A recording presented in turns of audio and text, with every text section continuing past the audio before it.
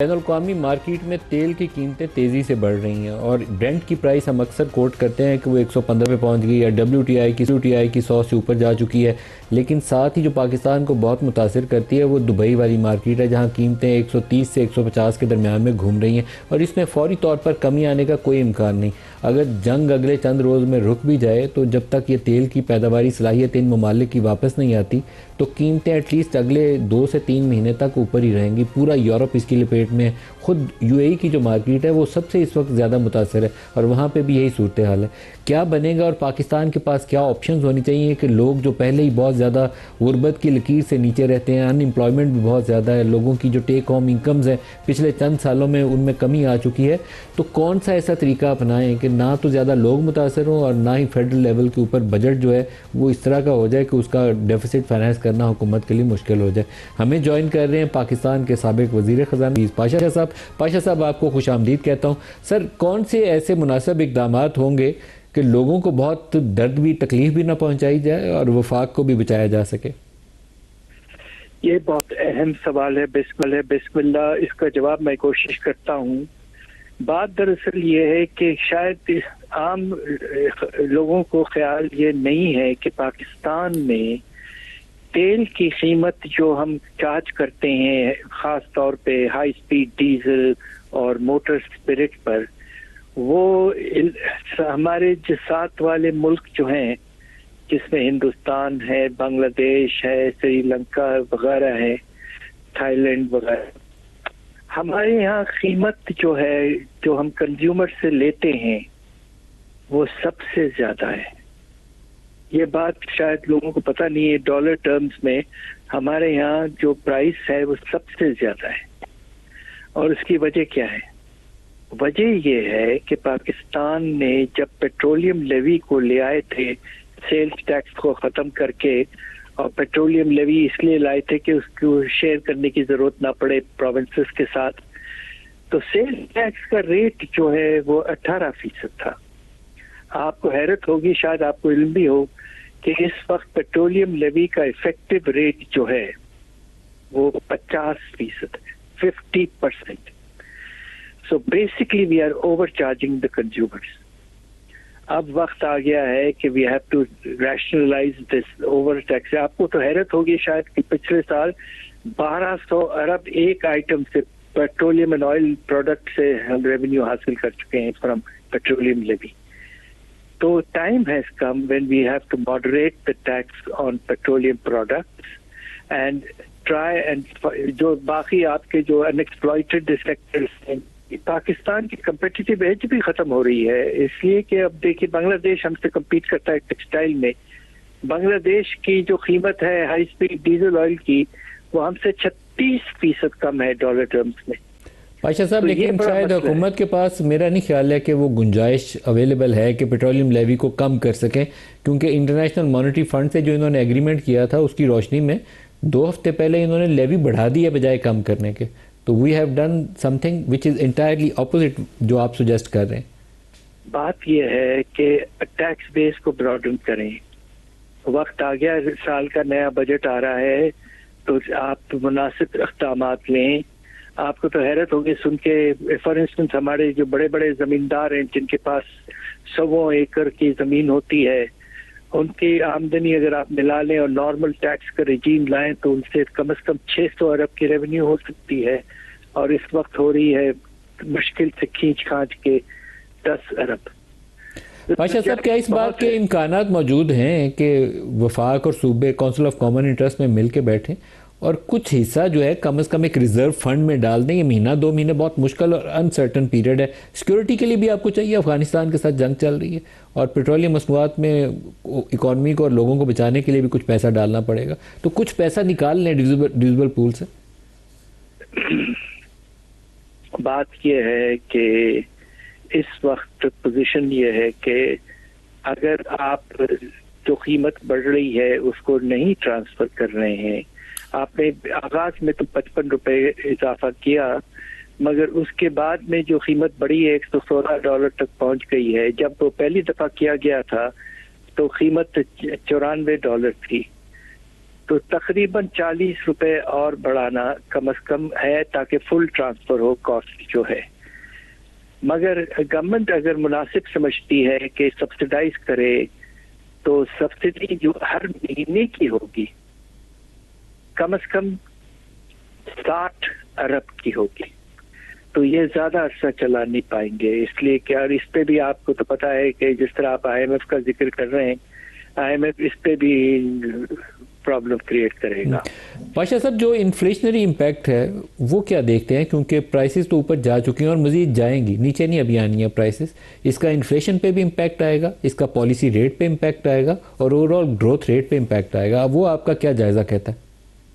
میرا انالیسس یہ ہے کہ پاکستان پہ جو ابھی تک جو 55 روپے کا اضافہ ہوا ہے اور اگر آگے چل کر 40 روپے اور بڑھانا پڑتا ہے تو ڈائریکٹ جو ہمارے کنزیومرز ہیں جو ٹرانسپورٹ میں خرچہ کرتے ہیں، موٹر سائیکل ہو یا گاڑی ہو، اس طرح تو ان پر جو اثر پڑے گا ایک ڈائریکٹلی.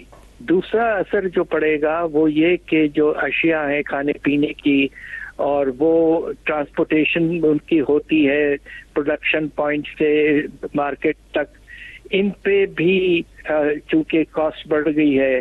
تو میرا اپنا اسٹیمیٹ ہم نے بڑے کیئرفلی کیلکولیٹ کیا ہے کہ 55 روپے کا ابھی تک جو امپیکٹ ہے اور اوور آل ڈائریکٹ کاسٹ پہ اور انڈائریکٹ ٹرانسپورٹ کاسٹ کے بڑھنے کی وجہ سے تقریباً ہر چیز کی قیمت بڑھنے کے نتیجے میں تقریباً 4% ہمارا انفلیشن ریٹ بڑھ سکتا ہے شارٹ رن میں. تو پچھلے مہینے فیبروری کے مہینے میں 7% تھا، اب ہمارا اندازہ یہ ہے کہ تقریباً 11% تک 11 سے 12% پہ جائے گا. تو اس کا پالیسی ریٹ پہ بھی امپیکٹ آئے گا؟ آہستہ آہستہ آنا پڑے گا، اس لیے کہ اس وقت ہم نے پالیسی ریٹ کو تو کم کر کے 10.5 پہ رکھا ہے. اور ایک وقت تو آپ کو یاد ہوگا 22-23 میں جب یہی ایک شاک آیا تھا تیل کا، اس وقت ہم پالیسی ریٹ کو 22% تک لے کے چلے گئے تھے. اب یہ کہ اگر افراط زر میں کچھ اضافہ ہوتا ہے تو مجبوراً اسٹیٹ بینک کو پالیسی ریٹ بڑھانا پڑے گا. تو اس سے گروتھ ریٹ بھی نیچے آئے گی سر؟ گروتھ کے پھر کیا اسٹیمیٹ ہوگا؟ گروتھ ریٹ اس لیے متاثر ہو سکتی ہے 2-3 چیزیں. اگر supply of petroleum products, oil, crude oil, اگر اس میں کچھ لمیٹیشن آتی ہے، کچھ عرصے کے لیے اگر اسٹریٹ آف ہارموز بند رہتا ہے تو اس کا ایک فزیکل امپیکٹ ہوگا پروڈکشن پر. دوسری طرف جو بہت ہی زیادہ پریشان کن بات ہے اور اس کا اثر تو ہوگا، وہ یہ کہ LNG کی سپلائی جو ہے خطر سے بند ہو گئی ہے ارسپیکٹو، اس سے نقصان ہوا ہے بہت. اور اگر ویسا رہتا ہے تو فرٹیلائزر کی پروڈکشن پاکستان میں بہت کم ہو جائے گی.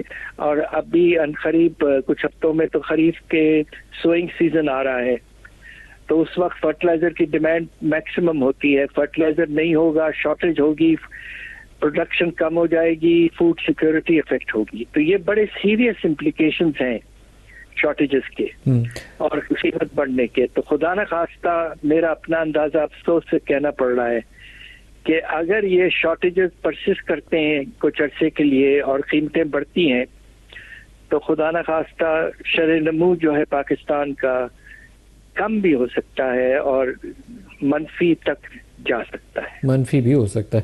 ڈاکٹر صاحب، ایک جو یورپ میں اور امریکہ میں ان قیمتوں کی وجہ سے وہاں کی اکانومیز میں سست روی آنی ہے، اس سے پاکستانی برآمدات کے متاثر ہونے کے شدید خطرات ہیں. پہلے 8 ماہ کے جو نمبر ہیں اس میں ہی ہم 7-8% نیچے ہیں. فروری میں 25% ڈکلائن ہے برآمدات کا، گڈز ایکسپورٹ.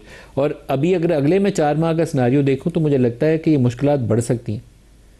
یقیناً ٹرانسپورٹیشن کی بھی پرابلمز ہے، ٹرانسپورٹ کاسٹ بڑھ گئی ہے، انشورنس کاسٹ بڑھ گئی ہے.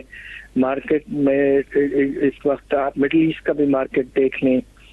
آپ پاکستان یورپ جو ملک ہیں اس میں ہمارا ایکسپورٹ ٹیکسٹائل کا تقریباً 45% سے زیادہ ہے.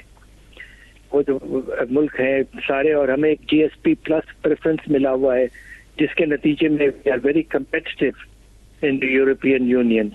مگر اب وہ بیچارے بری طرح سے باہر کھا رہے ہیں، قیمتیں بڑھ گئی ہیں اور ریسیشن وہاں شروع ہو چکا ہے. تو ہمارے ایکسپورٹس تو متاثر ہوں گے. اور ایک اور خطرہ جو موجود ہے کہ جو ریسیشن ہمارے مڈل ایسٹ اکانومیز میں خاص طور پہ سعودی عربیہ یو اے ای میں آئے گا اگر ایکسپورٹ لمٹ ہو جائے.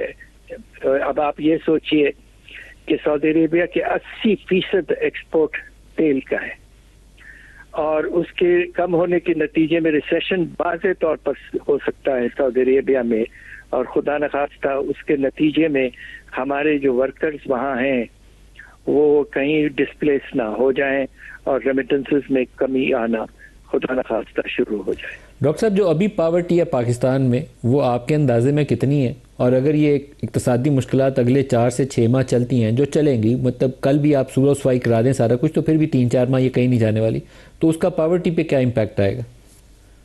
یہ بہت اہم سوال ہے. مجھے بڑے مجبور کہنا پڑ رہا ہے کہ اس وقت ہم سب کا اندازہ ہے, ہم نے جو ریسرچ کے لوگ ہیں اور ورلڈ بینک کے ساتھ بھی ہم نے کوآرڈینیٹ کیا ہے, تقریباً 43% کے قریب ہے, یعنی کہ 40 سے بھی زیادہ ہو چکی ہے.